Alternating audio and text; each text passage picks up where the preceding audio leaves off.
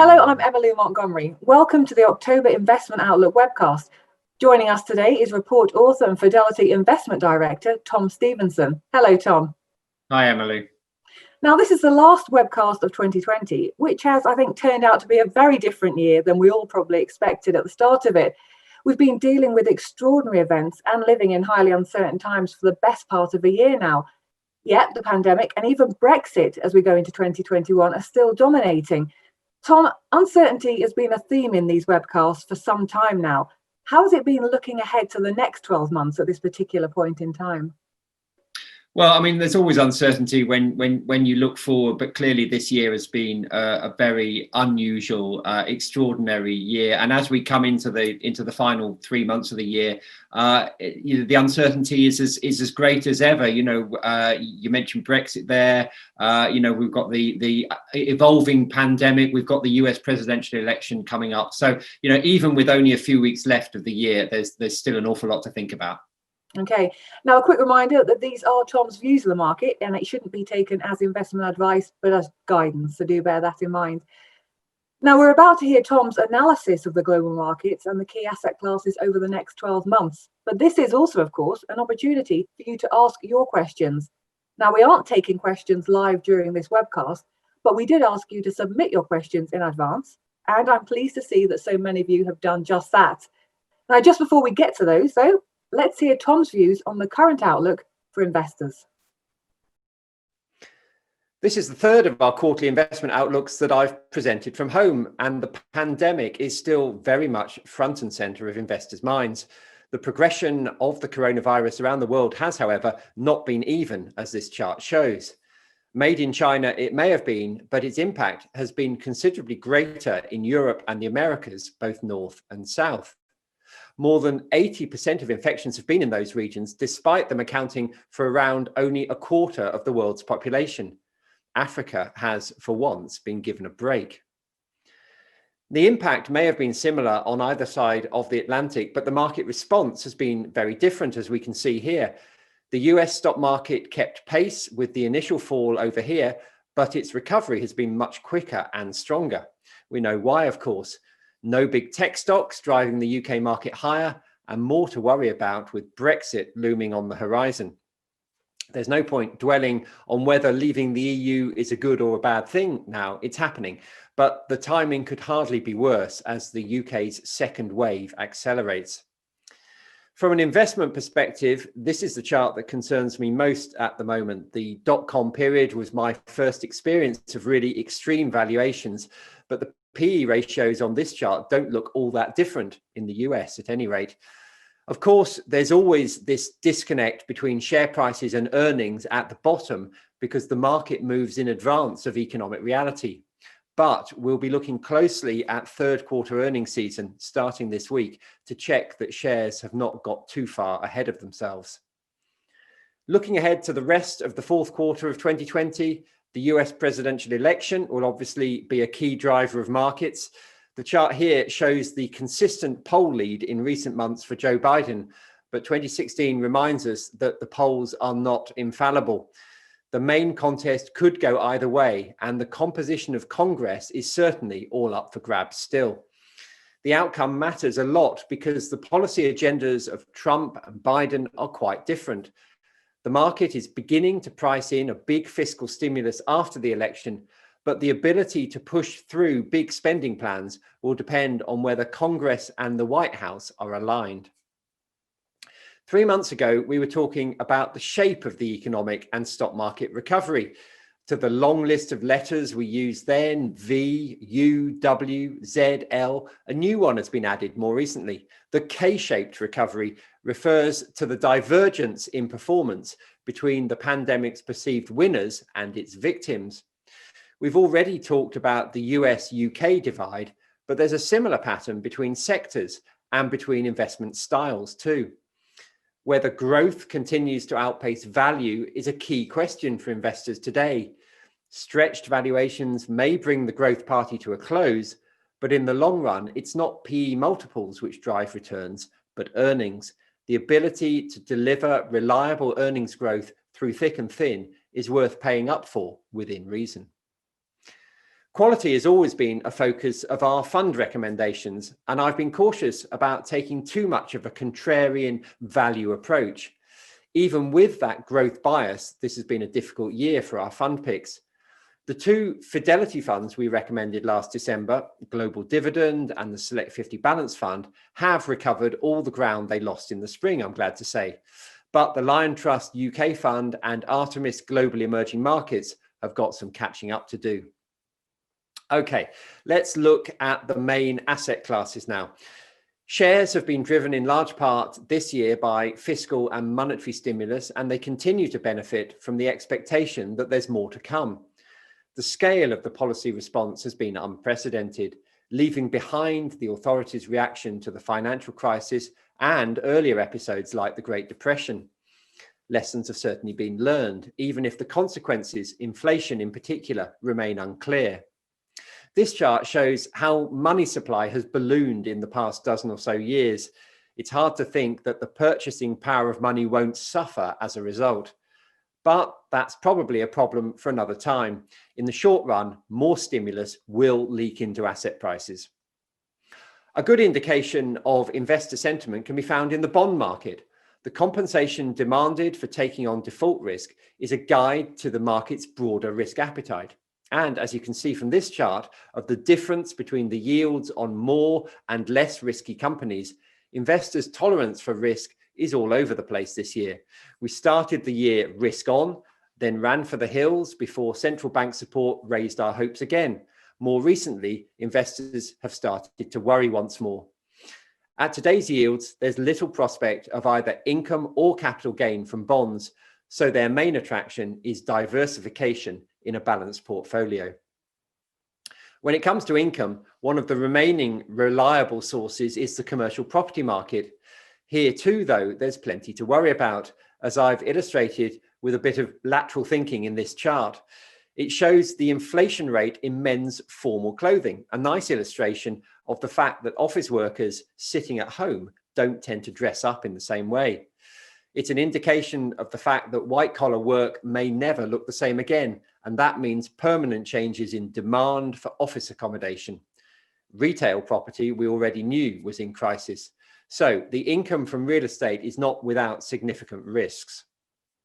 I mentioned inflation before. Well, one of the key indicators that rising prices are starting to become a serious concern for investors is this chart. The real inflation-adjusted gold price has rarely been higher. Does that mean gold has gone too far? Well, possibly not, as long as the three key drivers, low real interest rates, inflation fears, and general political uncertainty, remain so supportive. And finally, let's look at the main regions, starting with the least popular of all, our own domestic stock market. The UK has underperformed global markets for many years and consistently so over the past decade, as shown here. We know why. Wrong sector bias, too much political uncertainty. But the key question is whether all this is now in the price. With a dividend yield of nearly 4% and much cheaper relative to earnings than almost every other market, the UK is starting to look very interesting to contrarian investors. The V-shaped market recovery looked ambitious in the thick of an earnings recession, but expectations remain high that GDP will bounce back strongly in the third quarter in the US, and company profits will follow in due course. This is a completely normal sequence of events in market crises. Shares move well ahead of the economy, and in time, prices look less overvalued as earnings catch up. With the US market so far advanced in this process, it requires more courage for value-focused investors to stick with it, and I think there really is better value elsewhere. That said, I'm never going to not have a decent exposure to the US in my portfolio. The market, which always looks cheap and never really garners much support from overseas investors, is Japan. I wonder how many foreign investors, though, have really given Tokyo the credit for its performance in the past 8 years since the launch of Abenomics in 2012. Japan has actually kept pace with the US over that period, outpacing it for much of the time. Japan has plenty of structural problems, with an aging population in particular, but it has a leadership position in some key industrial sectors, and it is cheap. The recovery in economic activity is certainly noticeable in Europe, as this chart shows. Retail sales have bounced back despite serious concerns about second waves and further restrictions on movement in many places. Europe has made an important step forward towards a genuinely unified fiscal framework, and the €750 billion Eurozone Recovery Fund announced this summer was a huge symbolic milestone in that regard. Like Japan, Europe is also a cheap market, and a rising euro makes it attractive to overseas investors. Now, one market which is getting less attractive from a valuation perspective is China, where internet names in particular are looking ever more pricey. Valuations only really matter at the extremes, and as the chart here shows, we're some way off the levels China has reached in the past in terms of earnings multiples, but it is harder for investors to find value. India looks a bit more interesting, having suffered heavily in the earlier stages of the pandemic, but benefiting from a young population which is less susceptible to COVID.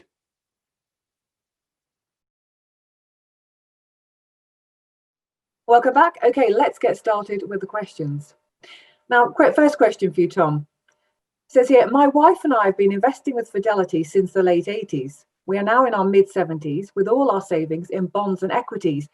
What should we do in the present climate of uncertainty? Well, first of all, thank you very much for being with us for so long. We really appreciate your support. Secondly, I'm glad to hear that you've got a nice balance in your portfolio of equities and bonds.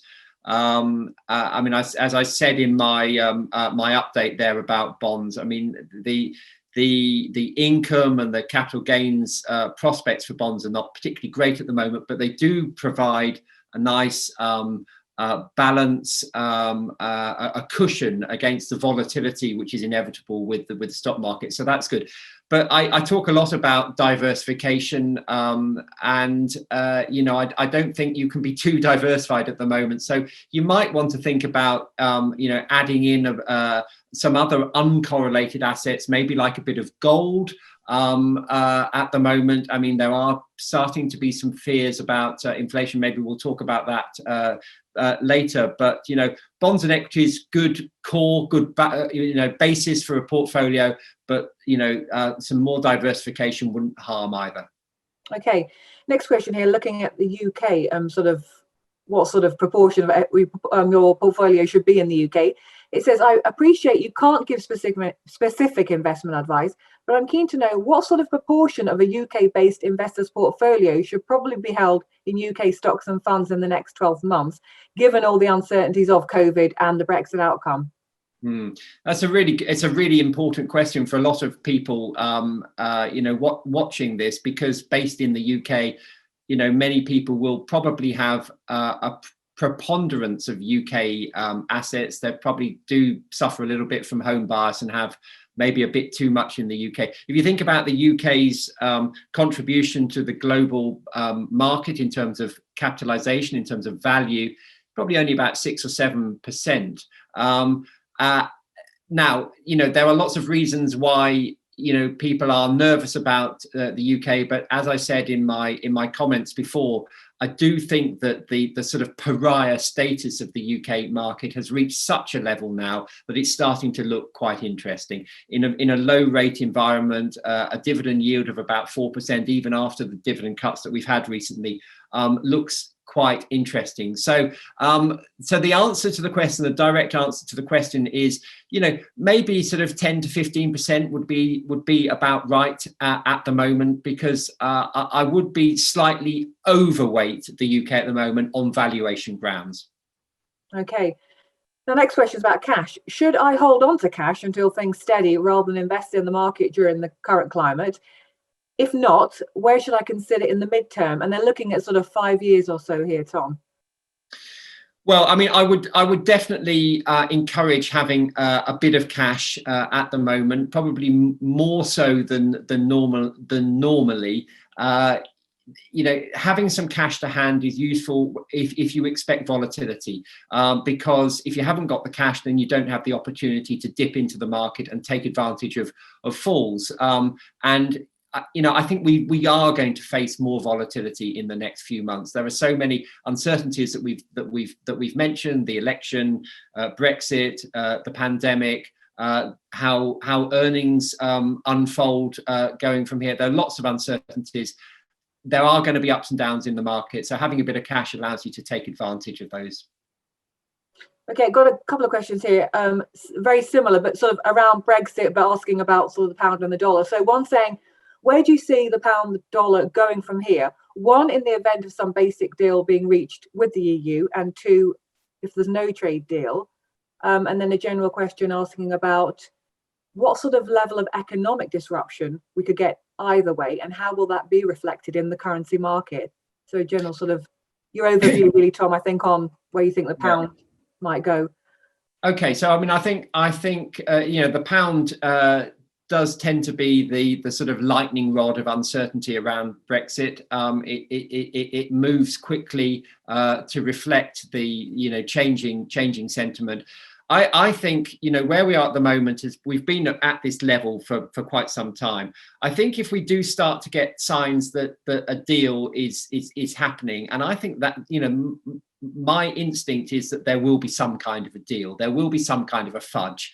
There always is between the UK and Europe. It may be quite a thin deal. It may be hedged around with sort of transition periods and all sorts of other compromises. But I think there will be some kind of a deal. I think the pound could go up a little from here, maybe another 5% from here. I think if there's no deal, then I think there'll be a bit of downside, but probably no more than about 10%. So I would say we've got a sort of 15% band with probably a bit more downside than upside within that band. Now, moving on to China, got a question here for you, Tom. With the growing rise of China politically, commercially, and militarily, what effects will this have on how the weighting of a diversified portfolio should be adjusted?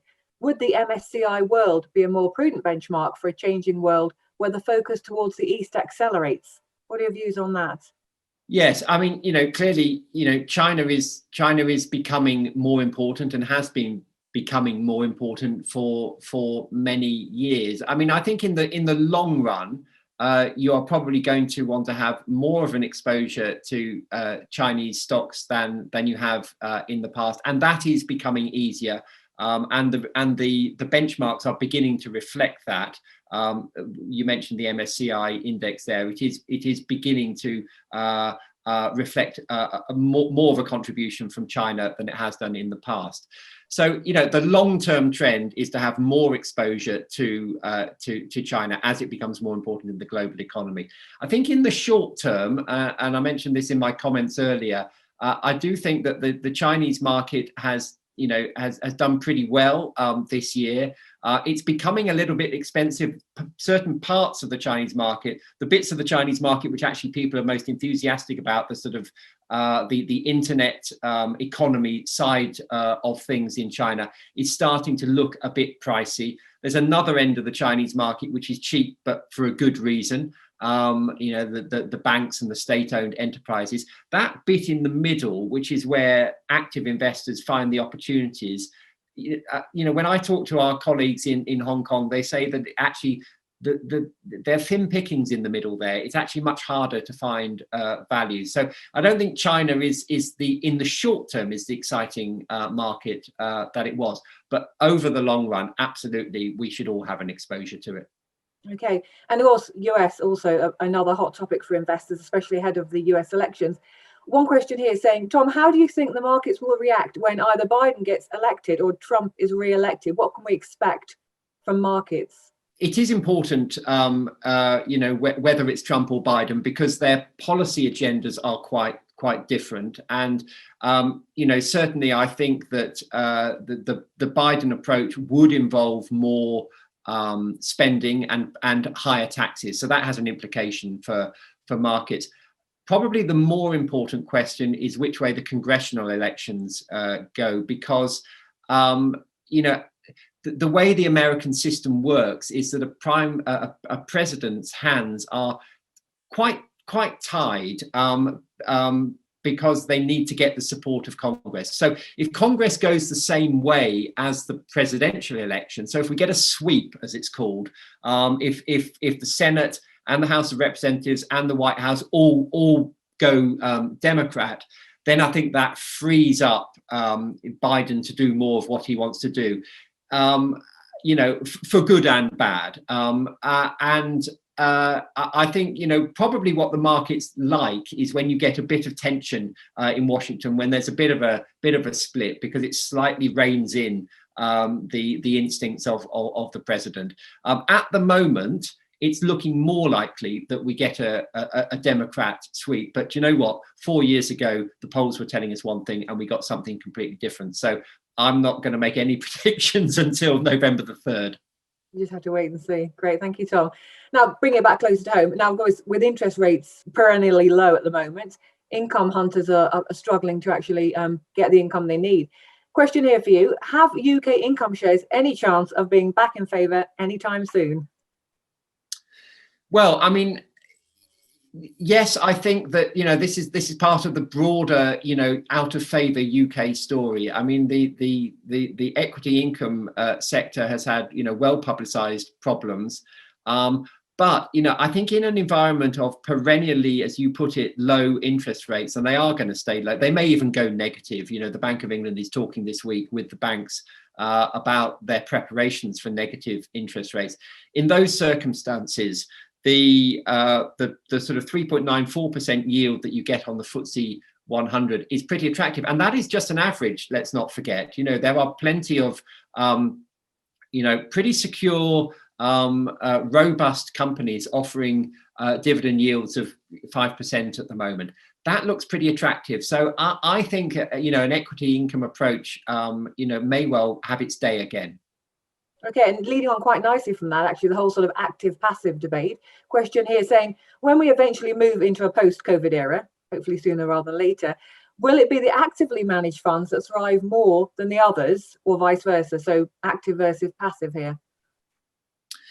Well, I think the key thing is it's not so much whether it's a post-COVID world or an ongoing COVID world. I think the key thing is what happens to the market. If you get a volatile market that's basically moving sideways, then I think that that's an environment in which active management comes into its own, because by definition, a passive market will just go sideways in a sideways moving market, whereas an active manager can pick the winners and avoid the losers, even in a sideways moving market. And that feels to me like the kind of market that we've got. We've had the V shape, and I think it's now more likely to roll over and be harder going from here on. So I would stick with an active approach. Okay, looking specifically now as well at tech stocks. A question for you here, Tom, saying, tech stocks appear overvalued, looking at PE ratios, many above 30 times. Are tech valuations inevitably set to fall soon, or is there a justification for high and increasing PE ratios in tech stocks? What's your views on that? Tech stocks are high at the moment. I don't think they are excessively high. I don't think, if you look back 20 years to the dot-com bubble, tech stock valuations were considerably high. And one of the reasons they were higher is because companies were not generating the profits and earnings then that they are now. And I think that is the justification for valuations at their current level, is that these companies in a changing world are genuinely well placed to continue to deliver strong earnings growth. I think valuations only really matter at the extremes. And I don't think we're at the extremes at the moment. So I'm not worried by tech stock valuations particularly, as long as they can keep driving those profits. And it feels to me at the moment like they can. Okay. Now this question is probably similar, but I'll read it to you anyway, because it's, it might have another idea for it. It says, hi, I've previously asked about sitting tight on my funds and doing nothing. In fact, I did exactly this, and all the paper losses have been returned. And in many cases, e.g. tech funds, done considerably better. Question, Tom, is the time to take profits in these types of funds now, or do they have a way to go? Thanks. These webinars are great, by the way. I thought you'd like that bit. Yeah, I like that bit a lot. Yeah, thank you very much. I appreciate that. First of all, doing nothing. If this was, we were talking 6 months ago, which is, I suspect, is when that question came through. Then I'm really glad that you did nothing, because that was a fantastic thing to do at the time. Obviously, the market is a lot less attractively valued than it was 6 months ago. But as I've just sort of talked about valuations, I don't think that the market is genuinely excessively valued, especially if you look outside the US. I mean, obviously the US is more highly valued, but the UK is deeply out of favor. The Japanese market, is deeply out of favor. The European market is out of. All of those markets are pretty cheap. So I think there are opportunities all around the world to find good value. I think at some point we're going to get this rotation from growth to value. It may not happen just yet, but we will get it at some point. And some of those cheap stocks are really going to make the most. So I wouldn't be out of the market at the moment at all. Okay. Now, we haven't talked about this yet today. Gold. Got a question here. Gold appears to have lost a bit of its shine. Will it get worse? What's been going on with gold, Tom? Yeah, so I mean, gold has had a remarkable run in the last couple of years. It was down at sort of $1,200 an ounce. It got up to $1,900 or so. It's fallen back a little bit. What gold does well when real interest rates are low, they are likely to continue low. When there are worries about inflation, there are growing worries about inflation. When there's a lot of uncertainty, there's a lot of political uncertainty. I think the backdrop for gold to do well, it couldn't really be better. You couldn't have a better setup for gold to do well. So yes, it's already had a good run, but I would certainly have some gold in my portfolio. Not a lot, but I would have some gold in my portfolio at the moment. Okay, moving on now to property funds here. So question says, I hold funds in L&G UK Property Fund, which allowed dealings again from the 13th of October. Is this the time to abandon all exposure to UK property, or is it worth retaining some investment in this sector? What do you think? The attraction of property at the moment is that it does deliver a high and sustainable income. In a low interest rate environment, that is obviously attractive. Now, there are clearly problems with the whole office situation in the UK. People are not going back to work in the way that I think we thought they might do 6 months ago. The retail sector is in long-term decline. So there are, plenty of negatives around the property market. But I think the income is the attraction. I think it's in the price to a certain extent. I think the key thing is how you access the property market. So there's been a lot of publicity around these open-ended funds.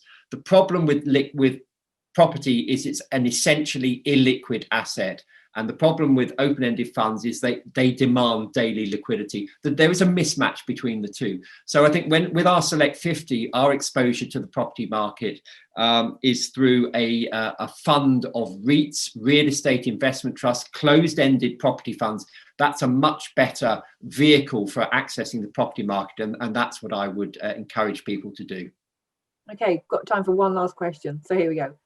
What are Tom's latest ISA funds for this financial year, or is he keeping with his original recommendations? Surely, with change in the country's circumstances, he will change or update his funds. Well, I will absolutely. I will change and update the funds in due course. I tend to do that about this time of year, actually. So my recommendations are published in December. I'll do that again this year. So that's we're talking about 6 weeks away. So for the time being, I'm very happy with the 4 funds that I recommended at the beginning of the year. I mean, circumstances have not been great, but the Global Dividend Fund, the Select 50 Balance Fund are back where they were in February at the peak of the market. So I'm pretty happy with that performance in the circumstances. The Lion Trust UK Growth Fund has performed less well, but it's done no worse than any other UK fund. I think it's a good fund, And as I say, I do think the UK looks attractive. And the Artemis Global Emerging Markets Fund is another good fund. So I'm happy to stick with that. So I'm very happy with the 4 recommendations, but I will be rethinking them for 2021 in about 5 or 6 weeks' time. Get your thinking cap on then. Tom, thanks so much. I fired questions at you from all angles just then. That was fantastic. Thank you. Thank you very much. And thank you also for joining us today. And that was certainly, as I say, another question-packed outlook. I hope you've gleaned some insights, and I also hope we've managed to answer some of your questions. If we didn't manage to get around to yours, then I'm pleased to say we have a special edition of the Money Talk radio podcast hosted by Ed Monk.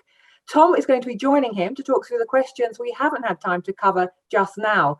You can also listen to that on iTunes or wherever you usually get your podcasts from. And as always, a full copy of Tom's investment outlook is also available to download here at fidelity.co.uk. Thank you so much, Tom, and thank you again for watching. Do join us again next time. Bye for now.